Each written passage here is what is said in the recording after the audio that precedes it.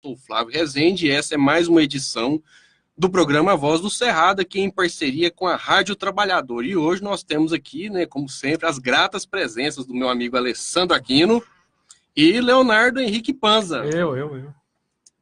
E aí, o que vocês nos contam sobre esse Brasilzão aí, onde a pobreza e a desigualdade só aumenta e as coisas parece que não vão melhorar para a maioria do povão, só vai ficar boa para aquela minoria bilionária e milionária. E aí? Estamos desgovernados, né? O resumo é esse. Boa definição. E aí, Alessandro? Olha, eu estava até comentando aqui antes, eu tô achando mal barato, cara. Eu acho que nós estamos vivendo um momento ímpar, assim, do Brasil. Que isso, Alessandro? Por sério? quê? Ué, porque tá botando à prova tudo. Verdade. Caíram as máscaras. Não, você tem um governo que é governado via Facebook. Não, agora via Twitter. Demite Twitter via Twitter, mas o ministro não cai, né?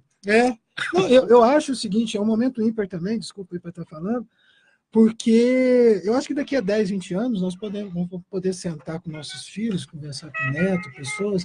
Ora, nós tivemos o lado certo e no momento que estava todo mundo acovardado, nós tivemos coragem de falar o que está acontecendo. Então, eu acho que isso é uma coisa que eu vou ficar orgulhoso. Já estou orgulhoso de estar no meio de vocês dois aqui. Opa, que isso orgulho é nosso. Aparentemente nós estamos remando contra a maré, né? Mas para a gente ter uma noção do que anda acontecendo ultimamente aí, o Tribunal Superior do Trabalho considerou, né, que uma greve contra as privatizações é abusiva e pode ser descontada do salário. Que tempos são esses, né? Quer dizer, que o trabalhador, funcionário de empresas estatais, não pode protestar. O que vocês acham disso?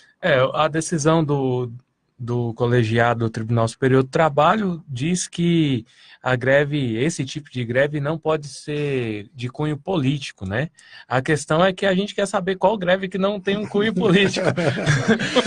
Se alguém souber de alguma greve aí que não tem cunho político, só se for greve de sexo, e nem isso. Meu amigo.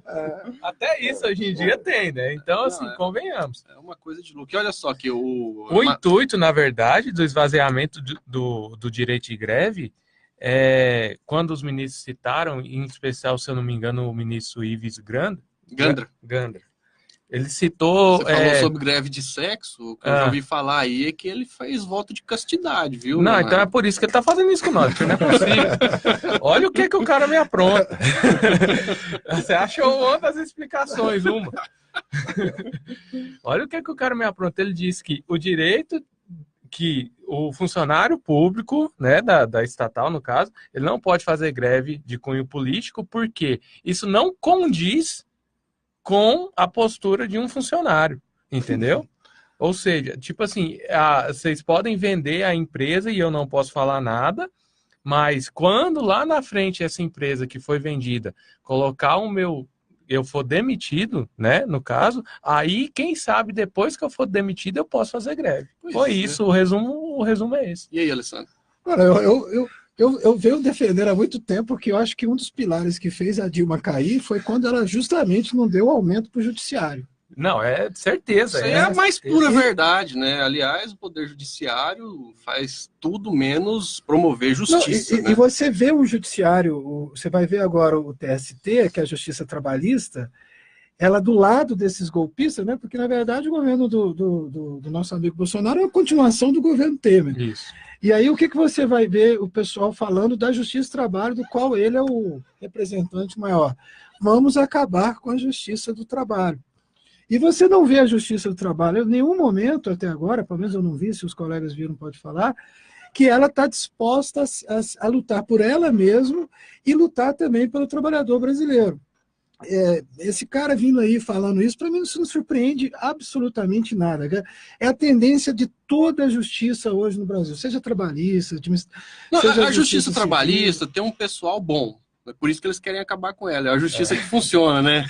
Eles cumprem a lei. Agora, veja só, o relator da matéria, né, o ministro Maurício Godinho, ele entendeu que greves desse tipo são legítimas porque visam a manutenção dos empregos, né, e por isso não podem ser consideradas políticas, mas ele foi voto vencido, né? Não, ele foi voto vencido. O bom é que fica, né, já que a gente está lidando com se apegando às esperanças, bom que fica para a história, né? Um voto desse, porque só para a gente, quando tiver idoso, falar assim, olha lá, eu avisei o que estava acontecendo. Não, e tem um detalhe, se venderem a Eletrobras, vai acontecer com o sistema Eletrobras o mesmo que está acontecendo aqui em Goiás com a venda da Celg, que hoje é a Enel, e nós convivemos cotidianamente com apagões e o aumento, né, do preço da energia. É isso que eu estava querendo falar. Eu acho que as organizações sociais, e aí a gente faz uma crítica enorme a alguns partidos de esquerda, que continuam acreditando nas instituições que deram o golpe.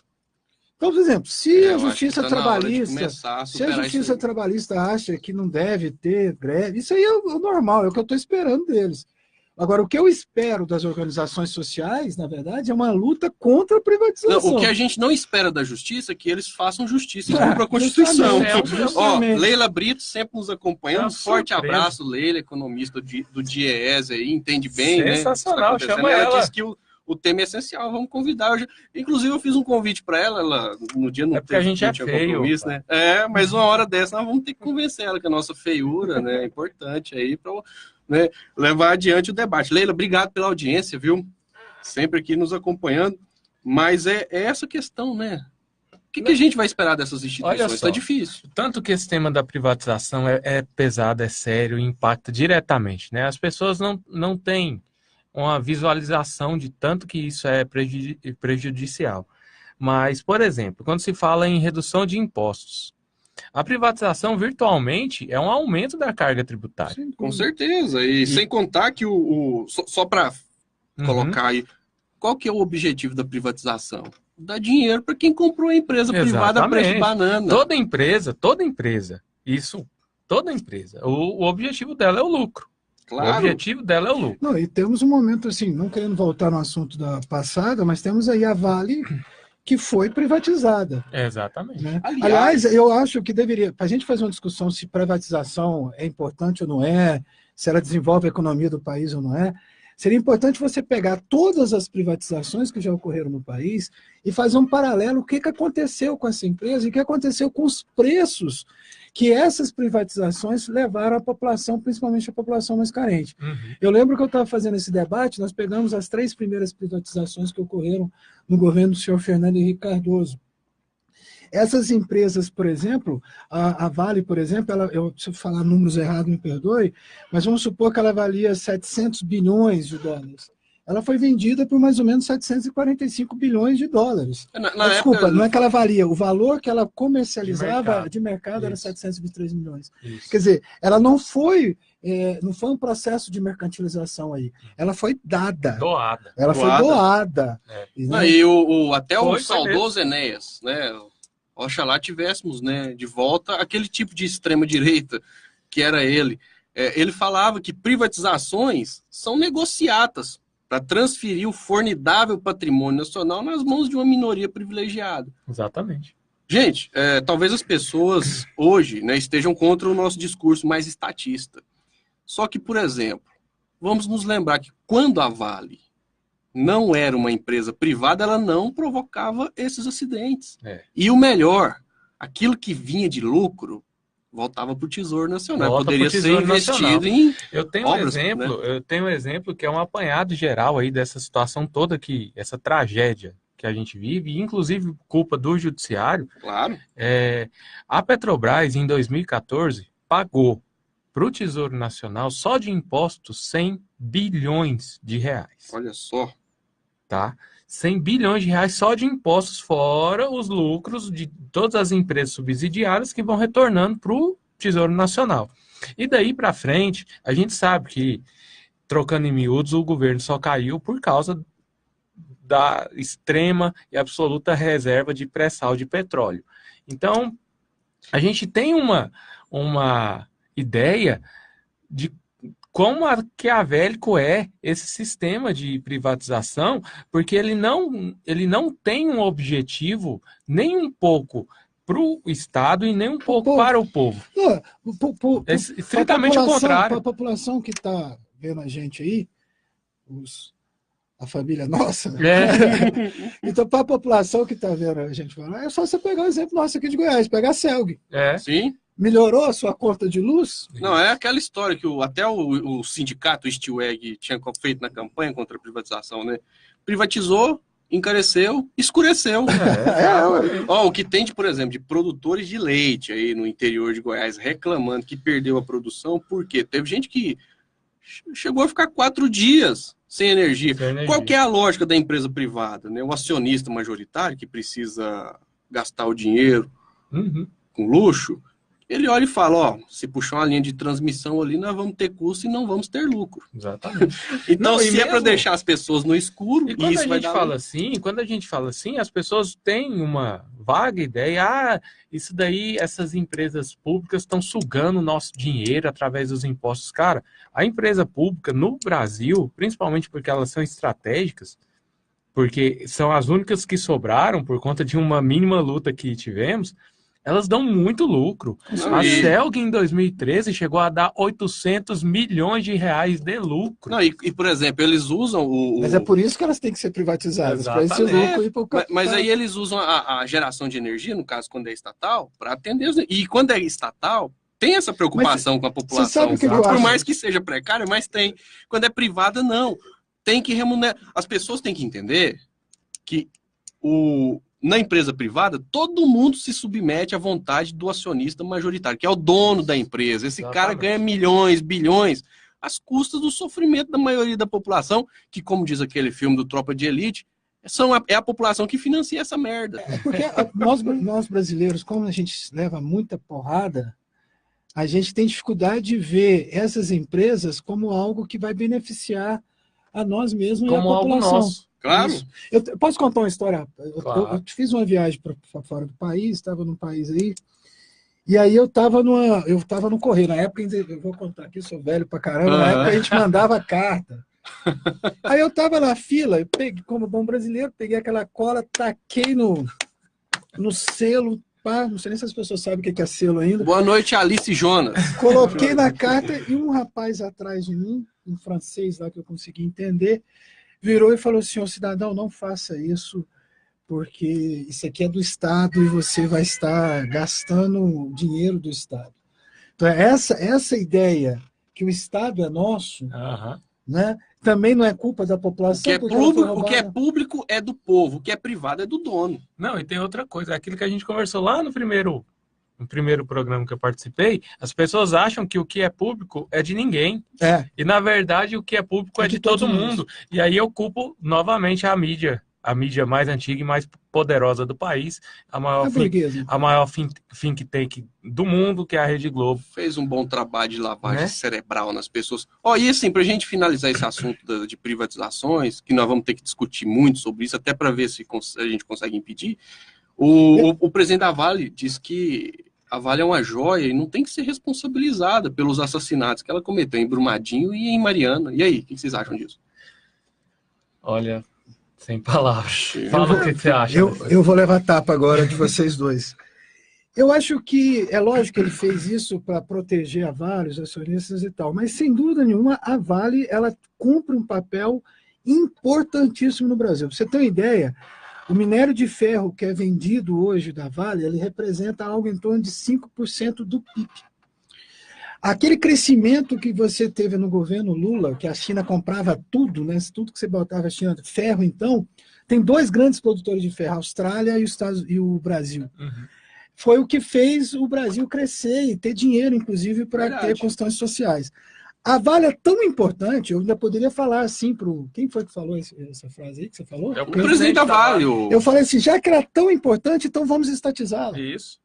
Ela é importante sim, então por isso que nós queremos estatizá-la. A gente quer que não tenha mais esses crimes, a gente quer que o lucro seja redistribuído para a população brasileira, que parte desse lucro possa ir para a educação, como é a questão do petróleo, entendeu? Então, assim, ela é importante sim. Ela é de fundamental importância para a população. Não, e sobre essa questão de reestatização, que eu acho que seria uma excelente palavra de ordem, para inclusive colocar o povão de volta no debate político, porque o povo quer que a Vale seja reestatizada. Se a gente fizer uma pesquisa, eu tenho certeza que no mínimo 70% da população quer. O deputado federal do PT de Minas Gerais, Rogério Corrêa, né, entrou com pedido de realização de plebiscito sobre a reestatização da Vale. Fala aí, Léo. A população provavelmente vai entrar num ciclo vicioso aí, bombardeada pela mídia, né? Claro. A gente sabe, inclusive, que as concessões de televisão, rádio e televisão, elas, se fossem rigidamente cumpridas o regulamento, elas nem existiriam da forma que existem hoje. Claro, elas não cumprem o que está escrito na Constituição. Simplesmente elas não cumprem as leis. E boa parte delas hoje está vendendo a metade dos horários de suas grades de programação para as igrejas evangélicas. O que eu venho falando há muito tempo, e volto a falar, essa ideia que o sufrágio universal, que o voto, ela é a solução, eu acho isso uma grande besteira, de falar a verdade. Porque enquanto você tem as instituições sendo engessadas, e quando você tem os meios de comunicação engessados, quando você tem o dinheiro público, porque tem agora os laranjas lá do Bolsonaro, com aqueles parece que são mais de 100 candidatos, parece que bolsaram 100 mil, 1 milhão. Então, como é que você pode falar em eleição nesse país? O partido só de laranja, né? Só mandar um abraço aqui para a Sueli Lemes. Obrigado por acompanhar. Ela colocou aqui para a gente. Muito bom essa oportunidade de falar. A gente precisa abafar, senão a gente, né? Claro, e essa questão dos laranjas aí trouxe uma nova modalidade de administração para o Brasil, né? A tentativa de demissão via Twitter, com direito a vazamento e de áudio e tudo mais. Se fosse eu ia ficar nervoso. E olha que o Bebiano é faixa preta de jiu-jitsu, viu? Olha, eu vou falar uma coisa. É ridículo esse governo do Bolsonaro. É ridículo. Uma vergonha. Não tem por onde defender uma coisa tão grotesca como nós estamos vivenciando. Quer dizer, um vereador do Rio de Janeiro, não importa se ele é presidente, se ele é filho ou não do presidente da República, ele é vereador do Rio de Janeiro. Ele vem a público pedir a demissão de um ministro e depois o pai dele, em rede também, na internet, que eu sou velho, eu troco esses nomes no Twitter, né, ele vai e fala que está a favor, e o que é pior, o ministro vem e fala assim, se eu cair, ele cai também, que eu tenho muita coisa para falar. Foi bom. Entendeu? Então, isso assim, e a população, de uma forma geral, parece que está apática, assiste tudo.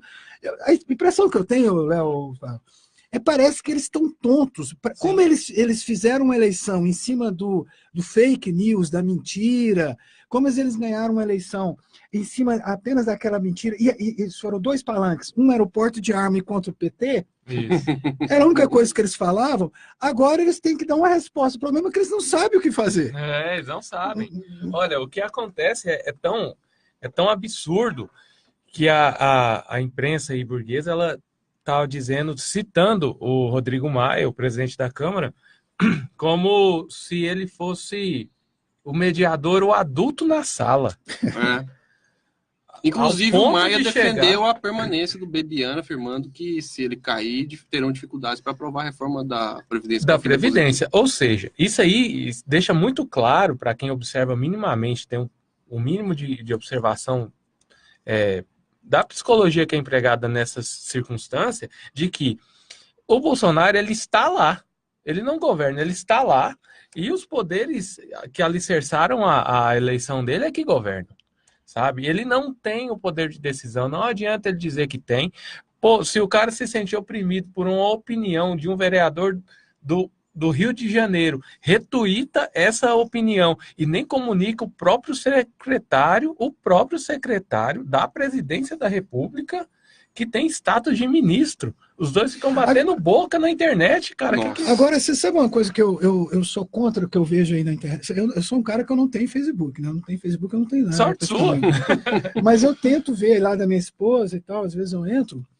Você sabe que eu fico vendo as pessoas colocando o Bolsonaro como um retardado, um cara... Eu acho que não. Ele é esperto, mas ele também não tem uma inteligência administrativa, né? Lógico, Ele é bom marqueteiro. Essa história de usar, por exemplo, camiseta pirata do Palmeiras e de chinelo. É isso que eu queria falar. Que absurdo, mas aí a turma de Minions dele, eu acho isso máximo, infelizmente. Inteligência é mínima, lógico. Mas a capacidade de mobilização popular, de marketing que aquele cara tem, e o perigo que ele significa, é muito grande. Hitler também era ridículo, aquela calcinha dele, com aquele shortinho dele aparecendo, que é coisa mais grotesca, mais ridícula que o Mussolini. Só que Ele é perigoso. Eu acho que nós fazemos críticas ao Bolsonaro e esquecemos o tanto que a figura do Bolsonaro é perigosa. Muito O perigoso. tanto que esse pessoal que está no poder é um pessoal perigoso. E eu só fico vendo as pessoas meio que rindo, meio que fazendo essas críticas assim de investimento. Não se engane. Quando ele veste daquele jeito e sai naquela Aparência foto, de simplicidade. para a maioria de nós que somos da classe média, estamos acostumados com outro tipo de presidente, um Fernando Luiz Inácio Lula da Silva, a gente que é classe média, que é pequeno burguês, eu sou um pequeno burguês, a gente fica meio horrorizado. Mas a população, ele não quer falar para a gente. Ele está falando para a população mais simples, tá vendo? Eu me visto que nem você. Olha, eu venho para a reunião com a camisa do Palmeiras, porque eu também fico com camisa de futebol, que nem nosso colega aqui que está com a camisa do atleticano. Mas lógico que o conhecimento político dele é muito maior que o Bolsonaro. Aliás, o Bolsonaro não tem nenhum conhecimento. Deixa eu só falar aqui mais duas participações. Eliane Roure, né? Sim. Ela falou que muito bom ouvir opiniões parecidas com as minhas. Sinal que não estou só. Você não está só. Eliane. Não, só não. E também o Holmes, né? Todos sabem sobre a fakeada, vai chantagear o bolsolixo, né? Ele acha que a facada não é verdadeira. Mas o que você ia falando? Né? Por uma questão de marketing, o Bolsonaro ele se entrega ao que foi proposto para ele. Ele se entrega. Não, ele não tem a inteligência para ter bolado isso. Ele sempre foi aquele indigente, aquele elemento, aquilo que ele... A questão, exemplo, o Bebiano, o atual ministro dele, coordenador de campanha. Esse cara envolvido com milícia já não é de hoje. Aqui, esse problema do filho do Bolsonaro com o Bebiano é algo interno de dentro da milícia que eles controlam. Sim. Leonardo está citando que é tudo miliciano, sim. E quem acompanha a política sabe que uma das bandeiras do fascismo é a violência. Claro. E botar a violência na rua. E também o combate a todo qualquer tipo de intelectualidade, inteligência. Eles agora estão com a onda, não sei se vocês veem isso na internet, o Alessandro que agora não está navegando tanto, mas eles dizem o seguinte, você repassa alguma informação, eles perguntam, mas isso você estudou nos livros do MEC? Isso. Agora tem um outro detalhe também, que eu tenho feito esse tipo de discurso aí agora, diante de pessoas que não têm condições de discutir, quando ela vem com teorias da conspiração, quer falar alguma mensagem que ela recebeu de fake news, eu pergunto para ela, olha, você acredita que a Terra é plana ou é redonda? E aí é o seguinte, a pessoa... Essa contestação em cima dos conhecimentos pré-estabelecidos, ela ocorre justamente para forçar o centro da psique social, o centro da memória social. É para deslocar a cabeça do povão mesmo. Deixa o povo desorientado. Como é que chama a rainha da goiabeira lá mesmo? Damares. É que não é Damares. Tipo assim, não de propósito essas loucuras. Lógico. Não, mas aquela lá eu acho que ela tem alguma coisa, sim, eles usam, né? É um instrumento utilizado para confundir as pessoas. Para que eu vou discutir reforma da Previdência? Vamos botar ela lá falando que estudou em cima da pedra, fumou e viu Jesus. Enquanto eles estão distraindo as pessoas com essas conversas fiadas aí, essas loucuras. E que é o que o povão... Mas se você ver a vitória do Bolsonaro, ela teve duas vertentes. Uma discussão moral. Isso. Feita por pessoas imorais. E uma discussão política rala. Super rala. Tanto é que ele não falou nada relacionado à economia. Não, gente, vamos fazer o seguinte. A turma que votou nele não tem nem o que cobrar. Então, um amigo falou assim, você cobra demais, só tem um mês de governo. Mas um mês de governo, eu lembro que o Lula já tinha feito a proposta da fome zero. Tinha o maior fundo da história de combate à fome que o país já tinha desenvolvido em um mês. E o governo do PT tirou o Brasil do mapa da fome, da onde o Brasil está de volta. 10 milhões de miseráveis voltaram de novo para a miséria no país. Isso eu acho que é a coisa que nós deveríamos estar discutindo. Agora deixa eu até entrar, como nós estamos discutindo esses assuntos relacionados à vida real e as pessoas estão sendo estão distraindo as pessoas em relação a essas coisas, olha só o que tem na proposta, que é a primeira proposta que vazou da reforma da Previdência, que é o seguinte, eles querem tirar o abono salarial, que seriam R$ 998, que o trabalhador que ganha até 2 salários mínimos, né? Isso. atendendo todos os pré-requisitos, eles querem tirar isso da população. Se retirarem, 23 milhões de trabalhadores vão perder este abono, ou seja, é R$ 998 a menos nas mãos de 23 milhões de trabalhadores. Isso dá quase 24 bilhões de reais. Imagina a quantidade de dinheiro que vai ser retirado do mercado. E vai para onde? Vai para o bolso dos banqueiros. E lembrando o seguinte, que o governo do senhor Michel Temer perdoou 25 bilhões de reais de dívidas fiscais do Banco Itaú. Isso é verdade. Que teve o maior lucro, né, esse ano, parece. Sim, vamos até entrar nesse assunto. Mas eu gostaria de dizer, se você me permite, eu queria falar uma coisinha seguinte. O que eu vejo no Brasil é o seguinte, os presidentes são gerentes. Claro, são gerentes dos banqueiros da burguesia. Você teve um gerente, o Luiz Inácio Lula da Silva, e tem um gerente agora, que é o Bolsonaro. O que nós escolhemos, qual que é o gerente mais bonzinho? Isso. Que joga algumas migalhas pro povo. Que dá aquele que deixa você chegar atrasado, não, né? Você passou mal, pede para sair, aquele gente boa e tal. É. Porque, na verdade, quem manda no Brasil chama sistema financeiro. Claro, não só no Brasil, manda no mundo Vou todo. falar o nome aqui, bater 3 vezes, mas o Delfim Neto fala uma coisa que é maravilhosa. O Delfim Neto fala Ele é bom, tem que ouvi-lo. Só é presidente do Brasil que o sistema financeiro quer. Claro. Entendeu? Então, a discussão... E quando eles querem derrubar, eles derrubam. O Bolsonaro, por exemplo, que é o mito da covardia, né? Porque todo mundo que... Não, mas não é? Você viu? Todo mundo que bate, ele corre. Claro. O pessoal lá do Leite bateu, ele voltou atrás. Ainda bem, né? Menos mal. É porque é um único... Eu acho que é o único governo popular do mundo que é antipovo. Antipovo. Eu falo isso direto, né, Flávio? Não, e o engraçado é o seguinte, que a extrema-direita está ganhando no mundo todo com uma proposta econômica. Acho que o Brasil é o único caso de que uma pessoa vence uma eleição, porque, por exemplo, na Europa, a extrema-direita defende o estado de bem-estar social. Nos Estados Unidos, o Trump ganhou prometendo tirar as empresas da China e levar de volta para os Estados Unidos. Exatamente. E aqui no Brasil, o Bolsonaro venceu a eleição dizendo que não entende nada de economia e que se os trabalhadores quiserem, eles vão ter que escolher entre ter direitos ou ter um trabalho. Né? Aí a primeira coisa que os nacionalistas aí, né, porque a direita brasileira, ela por ser um país periférico, aquilo tudo que a gente já explicou aqui, terceiro mundo, periférico, foi colônia, ainda é nesse sentido do capital, a direita aqui, ela é entreguista nessa circunstância. Sem dúvida. Mas é entreguista, sim, porque eles não entregam nada de graça. Não, né? E você vê Imagina o pessoal... a quantidade de dinheiro que esse pessoal Quando ganha. você vê um membro do governo, um membro político que fala assim, ó, realmente a gente não tem condição nenhuma de administrar a Amazônia e a gente vai ter que entregar a Amazônia. Isso foi um membro do Exército, não sei quem foi que falou, mas teve um cara que falou Bolsonaro isso. também já Bolsonaro falou, Então, o Mourão também falou. Que nacionalismo é esse? É? Que nacionalismo é esse? Que nacionalismo é esse? Por exemplo, se você... É uma coisa que eu sempre venho falando. Eu achava que o Bolsonaro ele ia bater, ia soprar. Ele ia dar uma pancada na Previdência no povo brasileiro, mas ia dar algo em troca, que é o que o fascismo sempre fez. Né? Se você pegar a década de 30 no Hitler, por exemplo, ele criou a Previdência, o Fusca, criou aqueles lugares para a população viajar, com navios. Não, eles só batem. Só bate. Eles só tiram.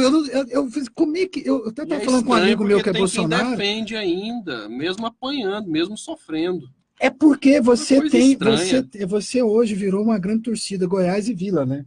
É. Então, por exemplo, a gente também tem dificuldade, às vezes, de criticar o que a gente vê na esquerda. E eles, como tem, eu acho, e desculpa estar me achando melhor que os outros, mas eu acho que eles têm uma dificuldade muito maior de contextualizar história e economia. Para eles é muito mais simples entender que um Bolsonaro não precisa entender de economia para ser presidente da República. Né? E aí você tem que explicar para o empresário tem que explicar para um trabalhador a importância de ter um 13º, de ter uma férias. Isso. Né? Porque ele mesmo não entende. Ele mesmo é contra ele mesmo. E agora a gente tem que defender, a gente tem que... mas é contra porque não perdeu ainda. Se chegar a perder no outro ano... Fábio, os níveis, você sabe o que eu já defendo? Que os níveis de fascistização, inclusive tem um texto para passar para vocês, posteriormente eu vou deixar aí nos comentários, o nível de alienação da população está tão grande, que a população vai perder essa situação, vai sentir a vida piorando, só que ela não vai arredar o pé dessa posição política, porque isso é fascismo. Eu acho que muda. Isso é fascismo. Isso não sai assim, não. Isso, eu acho que a gente... Eu concordo com o Léo.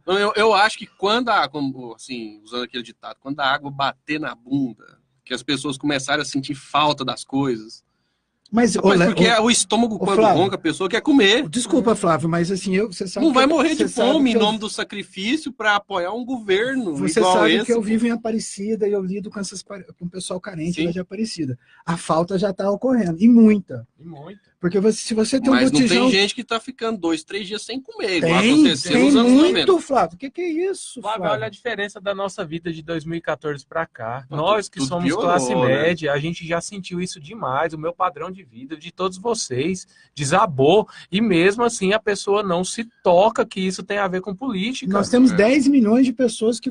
O que é o miserável? Nós temos 10 milhões de pessoas miseráveis que voltaram para o estado de miserabilidade e temos 6 milhões que estão vivendo na rua, em estado de rua. Esses 6 milhões é gente que não tem, desculpa a expressão, mas é gente que não tem banheiro para defecar. Então, essa pessoa já está sentindo, essa população está sentindo. O que nós não temos é um agrupamento político que sabe pegar esse inconformismo que está ocorrendo e direcionar isso para uma luta política e social, que é aquele assunto da aula do programa passado. Porque ainda nós temos um movimento legislativo dentro da esquerda preocupado com a eleição. É fazer demagogia para agora, é falar agora para depois falar outra coisa 2 anos. Mas aí tem um detalhe, né? Se esperar 2 anos para começar a mobilizar, daqui 2 anos a tendência é aumentar a quantidade de votos brancos, nulos e abstenções. Bom, vamos entrar num assunto aqui, que uma das bandeiras desse governo eleito, via fake news de WhatsApp, era o combate à corrupção, a transparência, e teve gente que acreditou, né?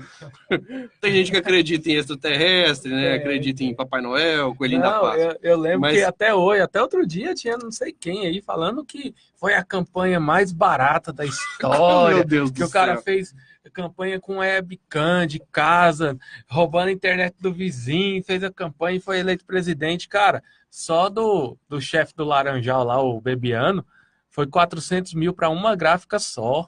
Uma gráfica que nem existe, né? De um filiado do PSL. Que ele pagou ele próprio, né? Dá uma olhadinha na câmera. Que ele pagou ele próprio. Inclusive, saiu ainda durante a eleição, o filho do Bolsonaro, que foi eleito deputado, reeleito deputado federal, o Eduardo, né? Pagando ele próprio. Eduardo é o que tem o pinto pequeno, né? É. Ah, beleza. Não sei disso não, mas é.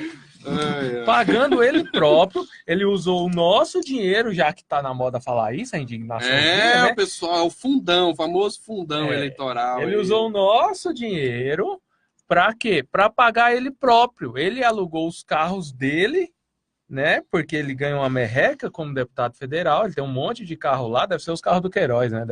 Com certeza. O que vende. Tem que transportar muita laranja. E aí ele pagou ele próprio com dinheiro do povo. E nisso ele ainda assim conseguiu mais de 1 milhão de votos. Não, e agora deixa eu só entrar no assunto do... Veja só, aí a gente falou, né? Combate à corrupção, transparência.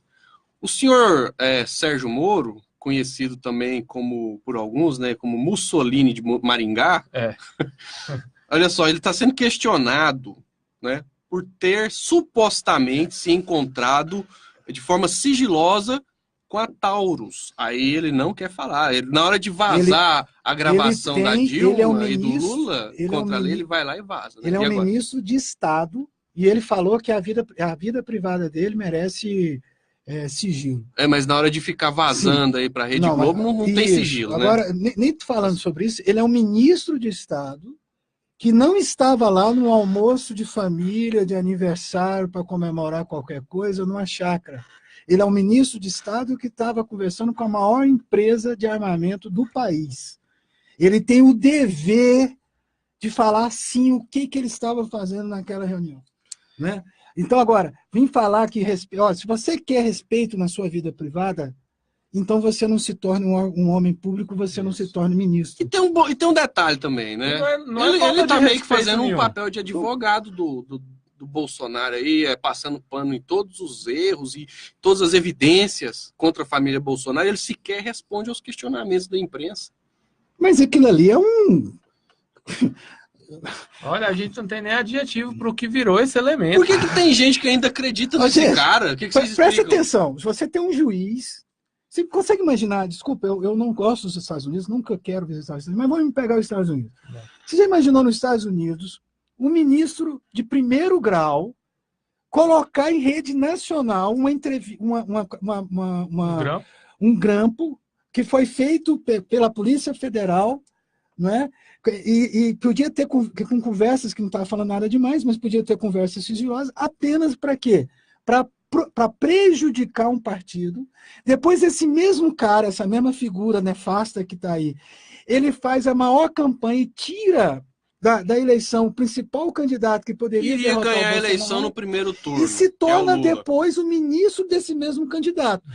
Eu lembro que eu estudei direito, eu acho que uma das coisas que o juiz tinha que ser imparcial. Não é isso ou eu estou falando besteira? Não, é o que deveria ser, né? Não, a regra da magistratura, inclusive, desde o início... É por isso que a justiça é cega, porque ela não enxerga nenhum... Quer dizer, né? Exatamente. Desde o início desse processo todo, o artigo 5º da lei da magistratura falava que ele não podia fazer 1/10 do que ele aprontou nessa história toda. O que acontece é que todos esses processos que ele moveu, inclusive... a operação inteira da Lava Jato se torna nula nesse sentido. E eu acho que ele fez de propósito, porque aí ele travou uma queda de braço. Ou o povo me apoia nisso errado que eu estou fazendo e eu vou até no final, até eu virar ministro do STF, porque para mim é isso que ele quer, ou presidente, ou... Acho que é presidente. É presidente, ele é ambicioso. Ou o povo me apoia até eu no final, nessa loucura que eu estou...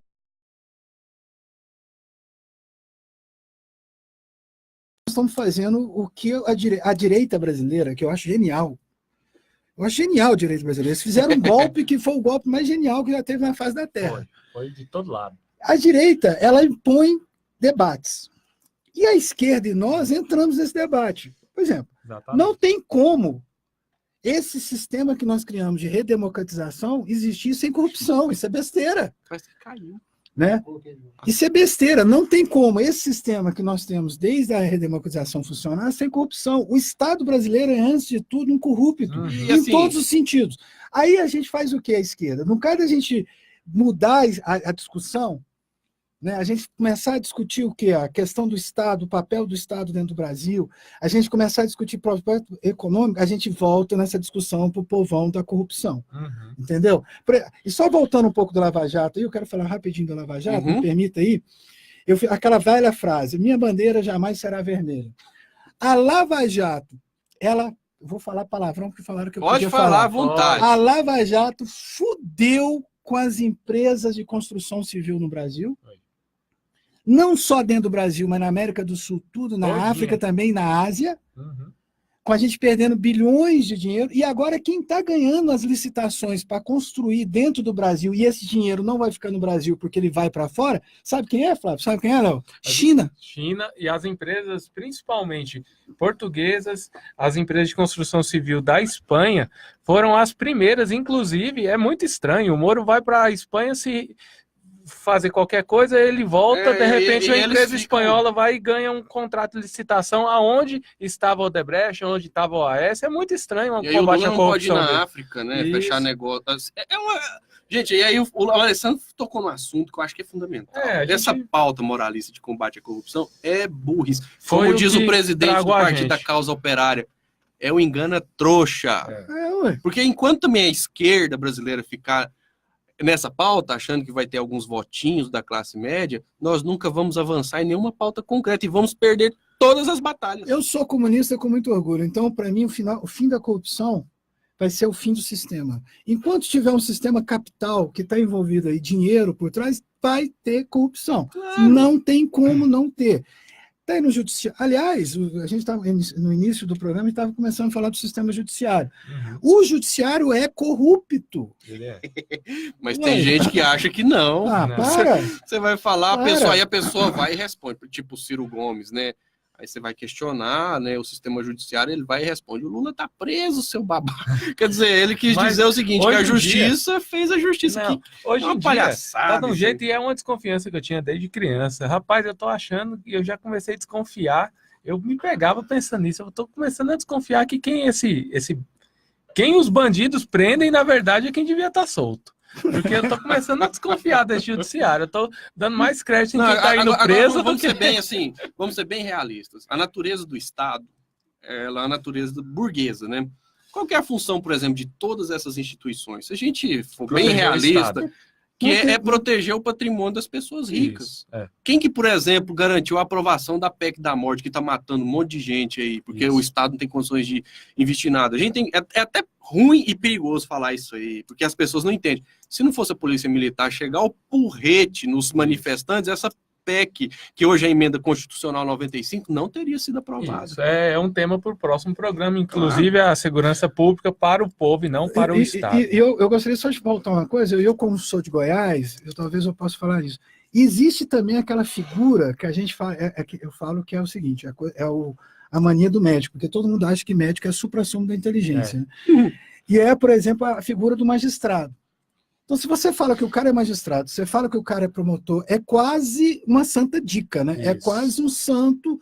A gente teve aquele caso do promotor aqui, que foi envolvido com um bicheiro, qual é o nome dele, que era senador? Nosso amigo Demóstenes. Eles passam a figura, olha, um cara que saiu de baixo, se tornou promotor, e ele defendeu a justiça, a legalidade, e por trás daquele cara, na verdade, estava toda a estrutura que dava sustento à bandidagem. Não, por exemplo, ele votava de acordo com a orientação do Carlinhos Cachoeira. Das gravações, né, da conversa entre ele e o Carlinhos Cachoeira mostram isso. Então, se fosse um senador, né? E se fosse uma empresa, se fosse um sistema corrupto influenciando em uma votação, em um voto, era uma coisa. Mas você tem 300 assim lá na Câmara, você tem 50 assim lá no Senado, e aí de repente é aquilo que a gente estava falando. Você tem o presidente da República, que o povo teoricamente escolheu, como um mero gerente dessa gangue. Só que a gente tem que aprender também com esse pessoal, né? Como que eles agem, como que eles trabalham, porque o que acontece? Eles se organizam em torno de interesses concretos. Eu acho que está faltando isso para a gente. Não, eu acho que não, Flávio. Eu acho que essa foi a primeira eleição que, como eu já falei antes, foi a primeira eleição que quem ganhou foi os meios de comunicação via internet. Claro. Então, a disputa, por isso nós estamos aqui também, para disputar a narrativa. E você falou uma frase maravilhosa, o anti-intelectualismo. Eu lembro de um companheiro meu que a gente militou junto, o Robson, hoje professor lá em Goiás, na UEG, que ele fala assim, toda vez que um Bolsonaro começar a te falar besteira, e eles não falam só uma besteira, né? Ele tem que falar 30 de uma vez. Né? É o combo. É o combo. Quando um Bolsonaro falar uma besteira para você, usa índice. Isso. Mas aí eu tentei fazer isso. O problema é que eles não entendem o índice. Aí quando a gente usa siglas, eles também não entendem. Não, mas sabe o que eu estou fazendo agora? Eu estou usando a psicologia reversa. Eu falo, não, você está satisfeito? Então defenda esse governo. Mas se você perder 13º salário e adicional de férias, perca feliz, porque você faz parte de uma missão de acabar com o Partido dos Trabalhadores. Só que você vai perder parte do seu dinheiro. O que a gente tem que fazer, assim, principalmente para quem cair nesse discurso, e também não adianta a gente trazer outro idioma e tentar solapar esse idioma que eles tiveram conhecimento, a gente tem que ir lá na caverna e puxar eles. Como que a gente vai fazer esse resgate desse pessoal? É justamente isso, é contrapondo no dia a dia, que é uma coisa que a esquerda parlamentar aprendeu a fazer. Você aí vai contrapondo no dia a dia e mostrando no dia a dia as opiniões e quem está a favor e quem está contra. Justamente para ir mostrando e expor. Porque quando você expõe o que o cara disse anteriormente e expõe o motivo pelo qual ele mudou de ideia, talvez isso acorde as pessoas. Sim, mas está faltando também nós irmos para onde o povo está. Claro. Então, deixa por eu exemplo, só finaliza que eu entro no assunto. Brumadinho, por exemplo, era para ter companheiros nossos lá. Uhum. Quando teve a greve do ônibus que fechou o Brasil, eu lembro que eu teve a gente teve um encontro lá no PT, eu quase jogaram cadeira em cima de mim, que eu virei e falei assim, a gente não deveria estar aqui, a gente deveria estar lá onde os motoristas estão. Ah, mas eles são fascistas. Eles são fascistas por quê? Porque o pessoal do PSL foi para lá. Nós fomos? Nós não fomos. Não, tem que ir. Então, por exemplo, a gente está discutindo a aqui, mas quantos companheiros nossos vai lá para o batente? Quantos nossos, por exemplo, foi para uma organização do MST? Quantos nossos fomos para a periferia? Quanto de nós, por exemplo, que está lá no dia a dia vendo que esse cara não tem dinheiro para pagar água, não pega ônibus, etc. Inclusive para compreender a situação desse. Não é para compreender, é para lutar. Isso, mas compreender é importante, até para lutar uma luta mais realista.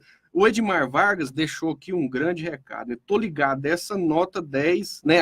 A resenha de vocês é nota 10. Obrigado, Edmar. Obrigado. Agora deixa eu só... Vamos entrar no assunto reforma da Previdência, que isso é um escândalo. Antes de entrar nesse assunto, deixa eu só ler aqui uma matéria, inclusive da Rádio Trabalhador, né? E diz o seguinte, olha só, para a gente entender o que está acontecendo, por exemplo, com o dinheiro. Ele está mudando de lugar.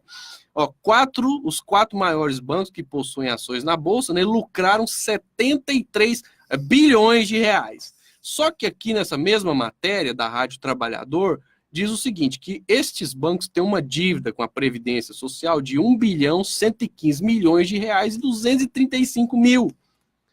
1 bilhão 115 milhões. E agora eles querem, né, que as pessoas morram sem se aposentar. Vamos ouvir, por exemplo, o que disse o Nhonho. Você sabe quem que é o Nhonho? Quem que é o Nhonho? Sabe não? O Nhonho não é o Quer dizer, Chaves lá? É, porque parece com ele. Vocês estão de sacanagem. Não, será que nós vamos... Olha lá, eu acho que o máximo que poderia acontecer com a gente, sabe o que era? Um processo. Não, mas não é possível. O que é isso? O máximo que eu acho hoje da política é quando você sabe que está acertando, é quando você está sendo processado. Tem isso. É igual eu estava falando, quando você vai preso aqui por esses juízes, é porque você está no caminho. Não, eu não tenho problema nenhum com isso. Pode me processar. Sobre idade de aposentadoria, olha o que o nosso amigo lá, o presidente da Câmara, Rodrigo Maia, falou. Vamos ouvir. Fala, Rodrigo. Todos nós temos uma expectativa de vida maior. Quando a gente chega a 60 anos, ela aumenta mais ainda. Nós temos que entender que trabalhar até 62 anos sem transição não é problema nenhum. Todo mundo consegue trabalhar hoje até 80 anos, 75 anos.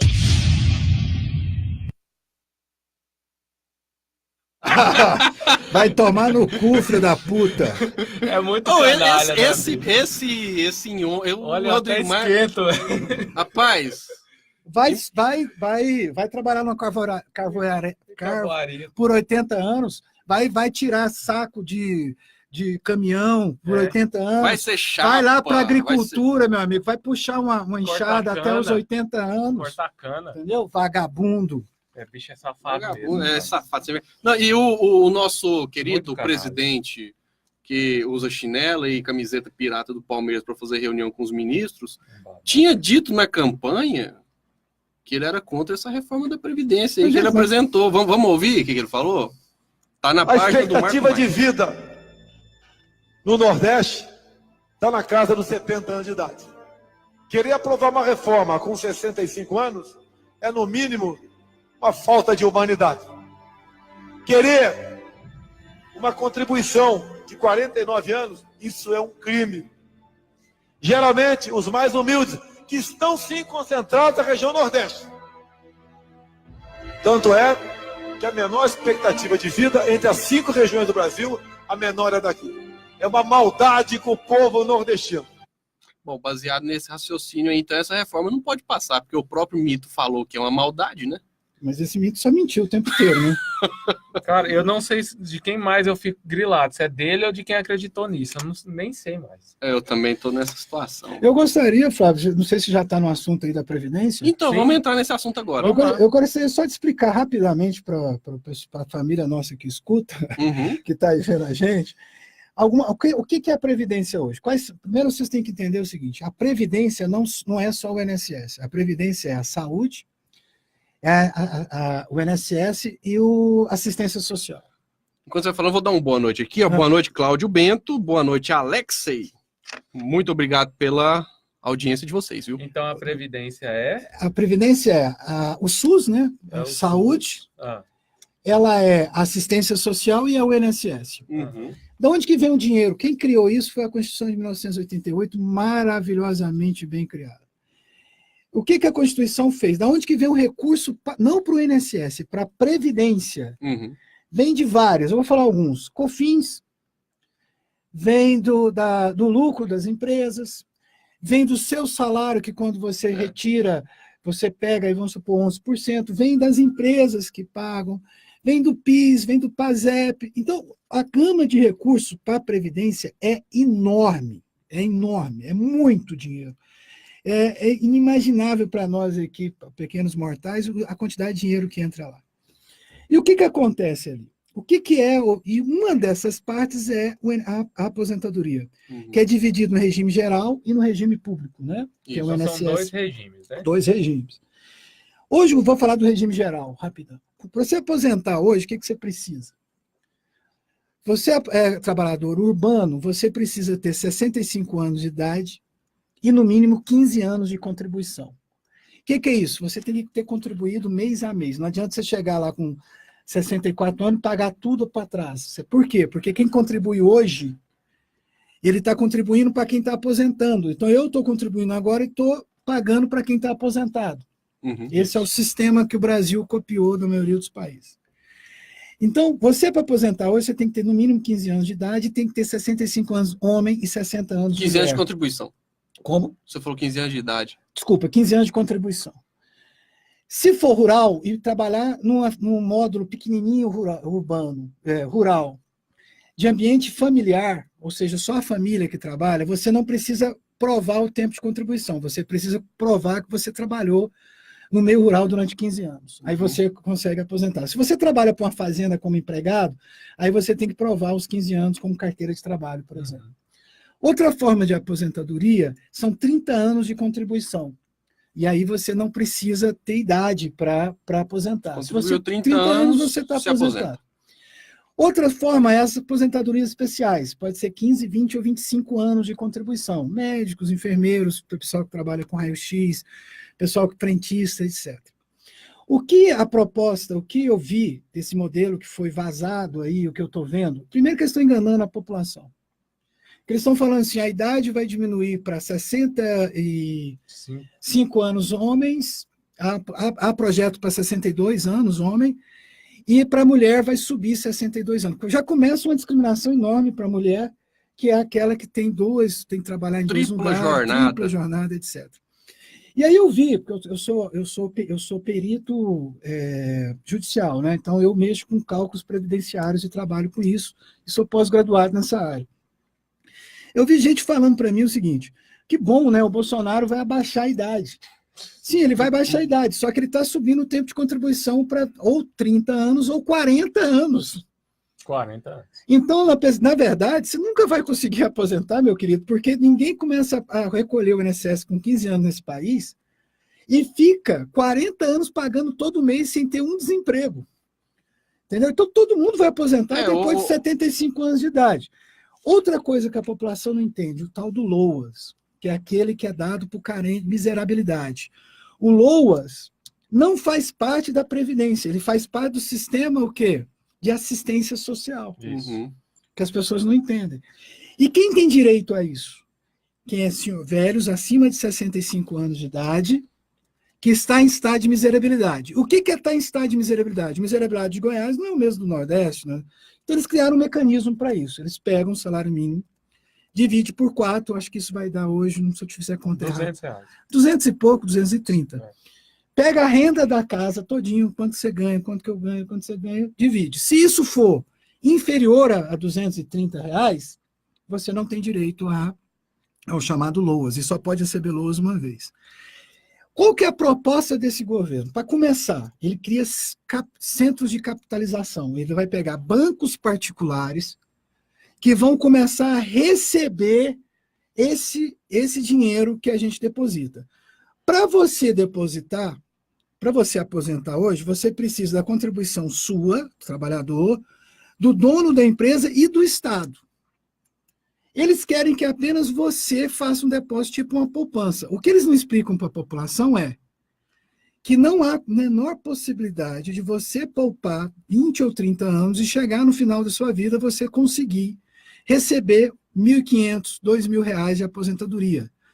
Vai acontecer o que aconteceu no Chile, que foi o mesmo sistema de capitalização que eles estão querendo adotar aqui. Inclusive defendido pelo auxiliar do Ciro Gomes, defendido pelo próprio Ciro Gomes da campanha. Paulo Guedes.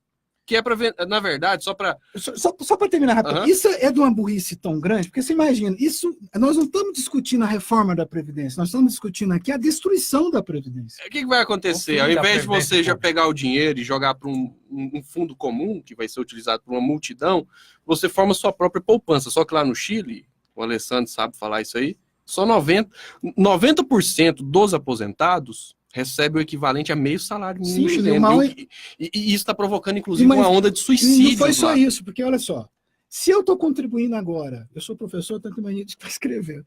Se eu comecei a contribuir agora e vou ter que contribuir mais, vamos supor, 30 anos, se eu faço essa reforma agora e paro a contribuição para todo mundo deixar de contribuir para o INSS e começar a contribuir agora para os bancos, não tem dinheiro para continuar pagando para o pessoal que está lá. Exatamente. Então, eles estão jogando nessa perspectiva também e tem um de detalhe. falir a Previdência Pública. Você vai também pegar o seu dinheiro, vai dar para um banqueiro que pode, Não. inclusive, quebrar o banco e te deixar sem Sumir nada, com né? dinheiro, é. Sumir Aí com o dinheiro. pessoal vira para mim e fala, tá, Alessandro, qual que é a solução? Então vamos dar. Eles perdoaram 450 bilhões de dólares de empresas urbanas e 100 bilhões dos fazendeiros. Foi. Essa foi Teve o Confins, o que é isso? Eles falam para a empresa não recolher INSS, de milhões de dólares que aconteceu.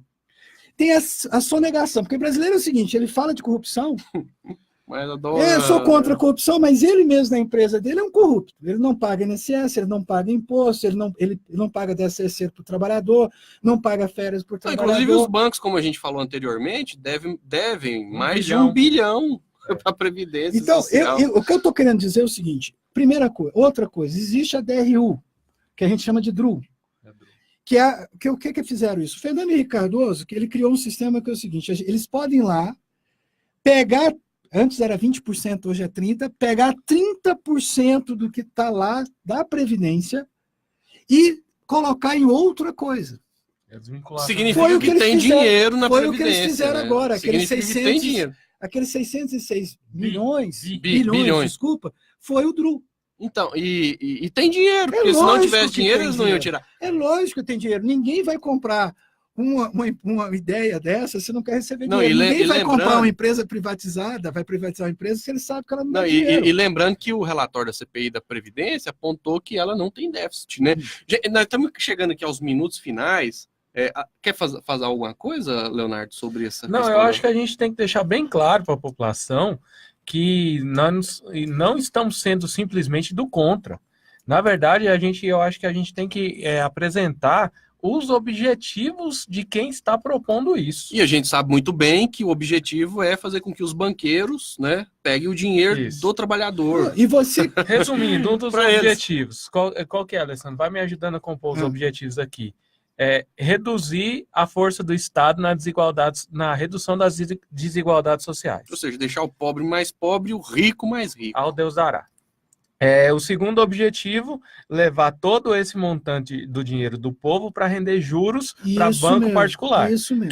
que é o maior Na objetivo verdade, de eles todos. pegam o dinheiro e fica na mão deles o dinheiro do Isso. trabalhador. É dele. Inclusive, eles podem até, lá no Chile, esse sistema permitia fazer isso. Eles podem investir, apostar na Bolsa de Valores. Esse dinheiro Isso. simplesmente E desapareceu. dos Circular. 5 fundos de pensão que foi criado no Chile, 3 faliram e só 2. Exatamente. E esses dois detêm 75% do Então, dinheiro é o que seguinte, tem no Chile. Na verdade, o que eles estão querendo fazer é a legalização do estelionato da sua velhice. E da escravidão. É isso. É o que eles querem. Deixar as isso. pessoas numa situação de dificuldade. E como eu tinha falado aqui, né, tivemos uma CPI do rombo da Previdência, né? E essa CPI falou que não tem rombo, Não tem. Não, que tem dinheiro. Não tem, ué. A CPI Lógico que foi não uma tem. investigação do Senado Federal. E eu queria só levar para os companheiros aí que tem mais de 40 anos, eu quero só passar um cálculo para você ver o tanto que você vai ser enrabado, meu querido.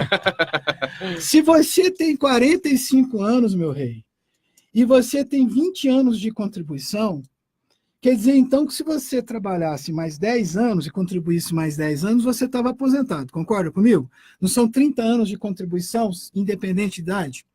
Bom, na proposta do governo agora, ele criou uma idade mínima. Não adianta você ter contribuído 30 anos, você tem que ter 65 anos se você for homem.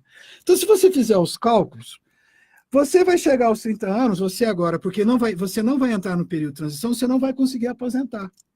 E aí, o que vai acontecer?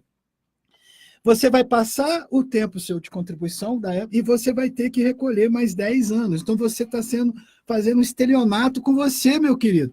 Você que tem mais de 40 anos, você não vai mais aposentar na idade que você estava pensando. E tem gente que está achando que vai ter uma casinha de aluguel, vai ter uma renda, tal, vai ouvir umas palestras que vai pagar de esse aluguel? Qual o aposentado que vai pagar esse aluguel? O pessoal agora está ouvindo os financistas, né? Ah, você tem que organizar a sua aposentadoria. Tá certo. Não, gente, põe 10% da população organiza, 90% não organiza. Eu acho que tem até colegas nossos aí do DIEESE, eles podem até um dia vir aqui explicar muito, com capacidade muito melhor do que eu. Presta atenção no que a gente tem que falar. Alessandro, e finaliza, porque já está no...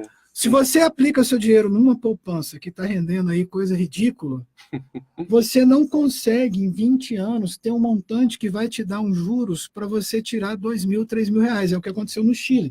Se o salário mínimo do Chile é R$1.500, o velhinho lá está ganhando R$600.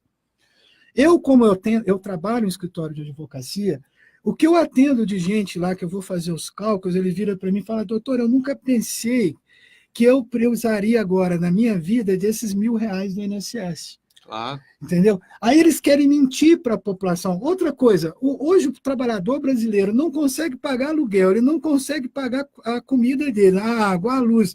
Vai sobrar dinheiro para poupar, meu querido? Não, e o Inhonho falou que você pode trabalhar tranquilamente até os 80 anos de idade, né?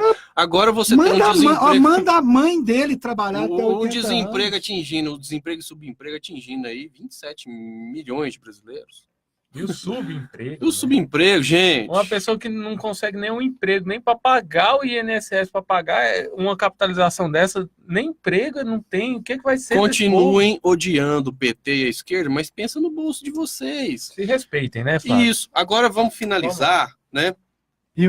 Rapidão. Engraçado que E são justamente os vermelhinhos, os comunistinhas que estão lá dentro do Congresso lutando pela sua previdência, né? Alessandro, você tem um convite para fazer? Sim. Muito obrigado. Vou vender meu jabá. Antes de mais nada, vamos mandar o Nhonho a puta que pariu. Nossa, e que o raiva Bolsonaro. É o seguinte, o PCO, Jim, eu faço parte do PCO aqui de Goiânia, está convidando todo mundo a participar em Corumbá amanhã, eu também vou estar lá, de um almoço da inauguração do Centro de Formação e Produção Agroecológica de Santa Dica, dos Sertões. É um lugar que vai ter escola, vai ensinar a plantar, a mexer com gado, como é que fala? Né? Fazer um curso de trabalhos manuais, artesanato, formação política, mas também de agronomia. Muito legal, e tudo criado com recursos próprios e tal. Amanhã o almoço vai começar às 10 horas. E nós estamos convidando o Flávio, já convidando o nosso companheiro aqui também, quem quiser ir lá. E vai ter parquinho, eu vou levar meus meninos para lá. Uma das coisas que eu estou louco para levar meus filhos, eu quero desmistificar para os meus filhos e desmistificar para a população o tanto que é maravilhoso essa população do MST, o tanto que é gente simples, gente bacana, gente inteligente, bem informada. E de organização, eles têm mais de 200 agroindústrias. E na próxima eu gostaria muito de vê-los. O Flávio falou que não vai poder ir, mas na próxima eu gostaria muito de ver os companheiros. Acho que é importante se aproximar do MST, porque eles têm feito um papel extraordinário. Sensacional. Olha, eles têm agroindústria, eles estão produzindo a maior produção de arroz orgânico do Brasil.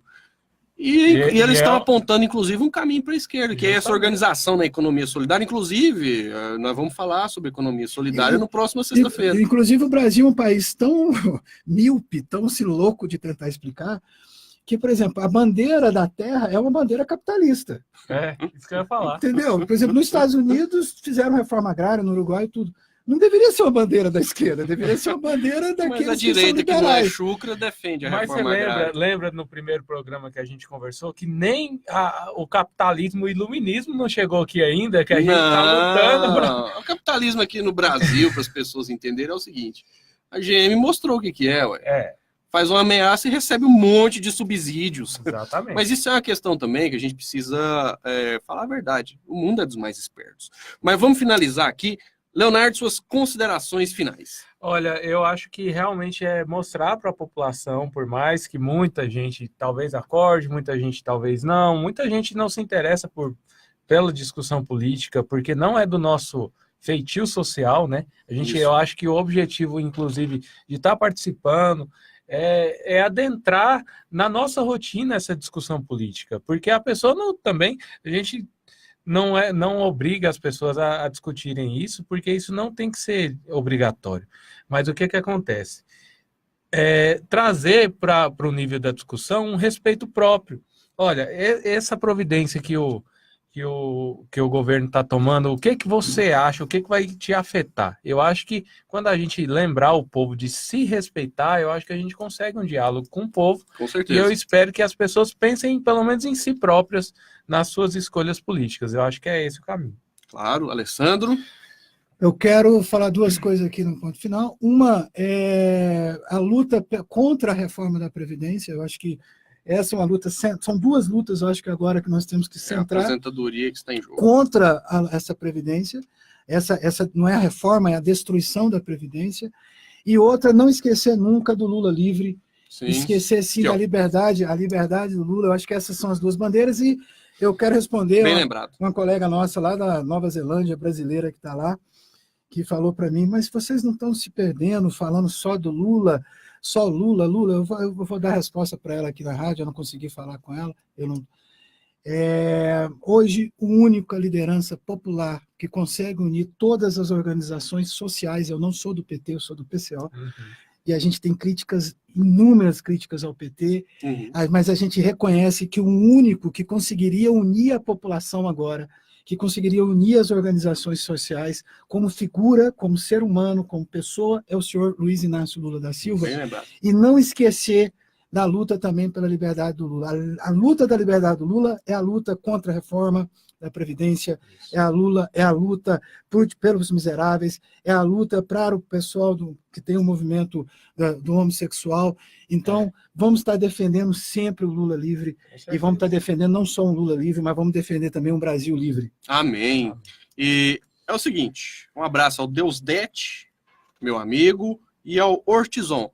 Bom, finalizando aí mais um programa Voz do Cerrado, quero agradecer ao Leonardo, quero agradecer ao Alessandro, quero agradecer ao Carlito, né, que dá o suporte técnico, tá de Atlético aí. Atlético mineiro. Mas é isso, né, o que o Leonardo e o Alessandro falou, é que você que estiver nos acompanhando, passe a olhar quais são as suas reivindicações, quais são as suas necessidades. Não se sacrifique por quem não vai fazer nada por você. Seja nesse sentido egoísta, só que às vezes o egoísmo, nós devemos copiar o egoísmo dos juízes. Eles se organizam para aumentar os próprios salários, mesmo em épocas de crise. Por que você não pode se organizar junto com os vermelhinhos, que na verdade são as pessoas que lutam por essas causas, por exemplo, para melhorar o seu transporte coletivo? Exatamente. Por que você não pode se juntar e se organizar para melhorar a infraestrutura do seu bairro, para aumentar o seu salário? Olha que o Bolsonaro, a primeira medida dele foi tirar R$8 do salário mínimo da população pobre, e agora ele quer perdoar aí 17 bilhões, né, dos grandes ruralistas. Olhe para as suas necessidades. Isso. Deixe esse ódio de lado, e você, amigo e amiga esquerdista, né, que está conosco aí nas lutas, vamos ter um pensamento mais estratégico de aproximar da população e unir forças para que nós possamos entrar num ciclo de vitórias, porque desde 2014 nós só estamos sofrendo derrotas após derrotas, e isso é muito ruim, não somente para a gente, mas para a população como um todo. Por isso, né, nós deixamos aqui esse recado. Mobilize, se organize em torno das suas reivindicações concretas. Na próxima sexta-feira, às 19h30, nós estaremos ao vivo aqui na Rádio Trabalhador. Logo após no domingo de manhã, eu vou subir esse vídeo no meu canal do YouTube, A Voz do Cerrado. Quem puder entrar lá, né, e se inscrever no canal. Eu vi que o Leonardo se inscreveu. O Alessandro cria um perfilzinho lá e se inscreve também. Eu não uso mesmo. E é isso, gente. Bora unir. E na sexta-feira que vem, vocês acham que é um assunto interessante falar de economia solidária? Eu acho. Isso é uma defesa, inclusive, que quando terminou a última discussão, nós ficamos aqui batendo a tecla da importância disso hoje para o Brasil. Beleza, então o assunto de sexta-feira vai ser economia solidária. Forte abraço, né? Até a próxima sexta. Deixa eu te falar. Opa.